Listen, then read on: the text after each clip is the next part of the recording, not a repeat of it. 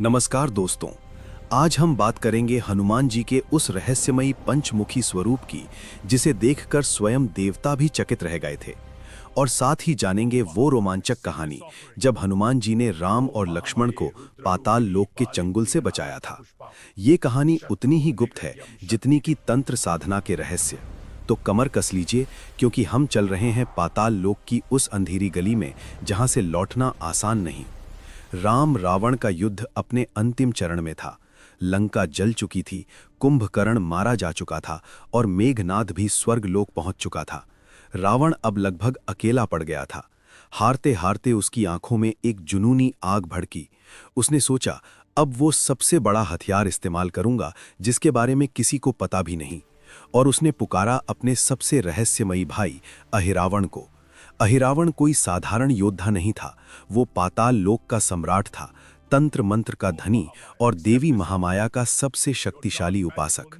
उसने अपनी तांत्रिक शक्तियों से एक ऐसा जाल बुना जिसमें राम और लक्ष्मण जैसे महान योद्धा भी फंस गए। एक अंधेरी रात को अहिरावण ने अपनी माया से पूरी वानर सेना को गहरी नींद में सुला दिया। फिर उसने विभीषण का रूप धारण कर लिया। हनुमान जी, जो उस रात प्रहर पर थे, उस छल को नहीं पहचान सके। धोखे से अहिरावण ने सोते हुए राम और लक्ष्मण को उठाया और पाताल लोम की ओर ले गया। सुबह जब हनुमान जी ने राम लक्ष्मण को कुटिया में नहीं पाया तो उनके रोंगटे खड़े हो गए। उनकी आंखों से आग बरसने लगी। विभीषण ने आकर बताया, प्रभु, अहिरावण राम लक्ष्मण को देवी महामाया की बलि चढ़ाने वाला है। यदि आपने समय रहते उन्हें नहीं बचाया तो युद्ध हार जाएंगे। हनुमान जी ने एक निर्णय लिया। वो तुरंत पाताल लोक की ओर दौड़ पड़े।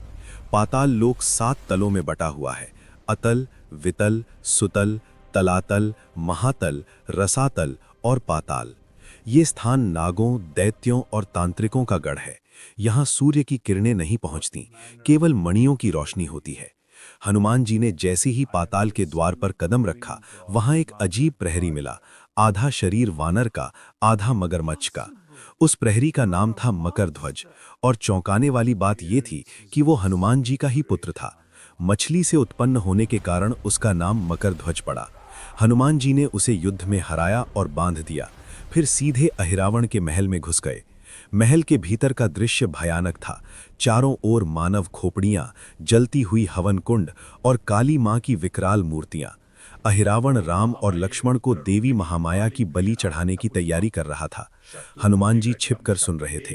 तभी अहिरावण अपने दूसरे भाई महिरावण से कह रहा था, याद रखना, जब तक 5 दीपक जलते रहेंगे तब तक कोई हमें मार नहीं सकता।